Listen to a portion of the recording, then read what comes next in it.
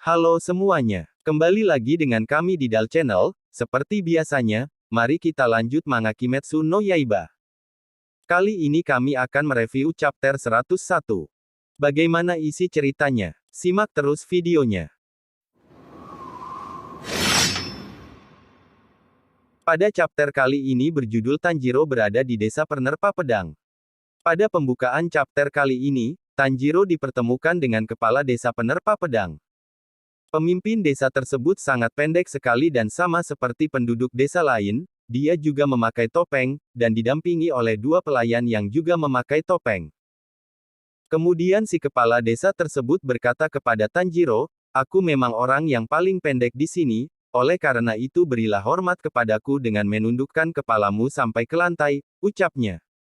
Kemudian Tanjiro melakukan hormat tersebut sambil menyebutkan namanya.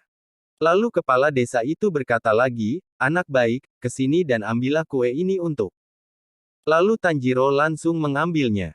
Di saat lagi makan dan ngobrol, lalu kepala desa mengatakan keberadaan Hotaru belum diketahui sampai sekarang keberadaannya. Lalu Tanjiro menjawab, "Hotaru."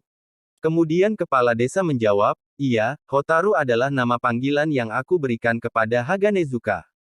Kemudian Tanjiro menjawab lagi, "Itu sungguh nama yang imut." Kemudian kepala desa berkata lagi, "Iya, itu merupakan nama yang sangat imut, tetapi dia selalu memarahiku karena nama itu terlalu imut buatnya. Dia seringkali marah dan kabur setelahnya, oleh karena itu tolong maafkan dia," ucap kepala desa.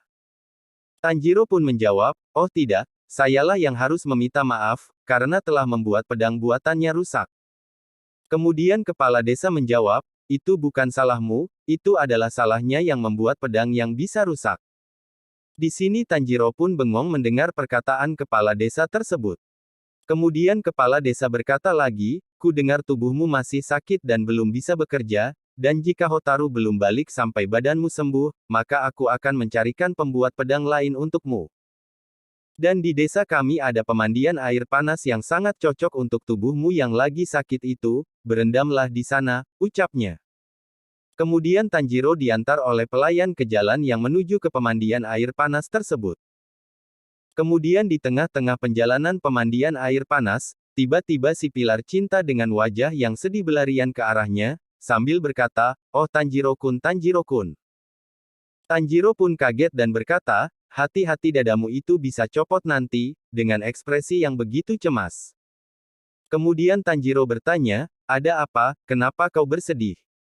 Pilar cinta pun menjawab, "Semua orang mengabaikanku Tanjiro, padahal ini aku seorang pilar," sambil merengek. Tanjiro pun menjawab, "Siapa yang mengabaikanmu?" "Semuanya, semua warga di sini," ucap pilar cinta tersebut. Tanjiro pun terbengong mendengar hal itu, lalu berkata, "Sepertinya warga desa sudah selesai membuat makan malam." "Wah benarkah?" jawab pilar cinta dengan ekspresi yang tiba-tiba ceria. Kemudian si pilar cinta langsung pergi sambil berlarian dari pemandian air panas tersebut. Tanjiro sangat terkejut dengan pilar cinta tersebut, padahal dia seorang pilar, tapi begitu mendengar makanan moodnya langsung berubah. Lalu tibalah Tanjiro di pemandian air panas, tiba-tiba Tanjiro kena lemparan dan mengenai kepalanya, pas dicek itu adalah gigi. Kemudian terkejut pas melihat ke depannya ada seorang yang lagi mandi, dia adalah seorang yang sangat mirip sekali dengan pilar angin, dan gigi tadi adalah giginya yang copot. Kemudian karena sangat mirip Tanjiro bertanya, "Kau kan pilar angin Shinaguzawa Genya," ucap Tanjiro. Kemudian pria itu pun berkata dengan ekspresi menyeramkan, "Enyahlah." Kemudian burung gagak menghampiri Tanjiro dan melepaskan pakaiannya dan langsung tercebur ke dalam air. Kemudian Tanjiro berkata lagi, "Lama tak jumpa, bagaimana kabarmu?" Kemudian dengan ekspresi yang begitu marah pria tersebut langsung menenggelamkan Tanjiro ke dalam air dan berkata, "Jangan bicara padaku." Dan pria itu pergi, kemudian Tanjiro dan Nezuko lanjut beredam di permandian air panas tersebut. Kemudian Tanjiro dan Nezuko pulang ke penginapan. Tiba di sana mereka melanjutkan makan malam bersama pilar cinta. Pilar cinta sangat menjadi akrab sekali dengan Tanjiro terutama dengan Nezuko. Nezuko pun sering bercanda dengan pilar cinta tersebut. Kemudian mereka membicarakan pria yang ditemuinya tadi. Pria itu mirip sekali dengan pilar angin, mungkin saja mereka adik kakak, ucap pilar cinta. Kemudian Tanjiro berkata, dia tidak datang kemari untuk makan malam, kalau begitu aku bawakan saja makanan ini buatnya. Ide yang bagus, ucap pilar cinta. Kemudian mereka bertiga pergi bersama. Di tengah perjalanan Tanjiro bertanya kepada pilar cinta, apa alasanmu menjadi pemburu iblis? Kemudian pilar cinta menjawab, sebenarnya, aku malu mengatakannya, alasanku jadi pemburu iblis adalah agar aku bertemu dengan laki-laki yang mau menikahiku. Tanjiro pun terkejut mendengar hal itu. Kemudian tiba-tiba pelayannya pilar cinta memanggilnya.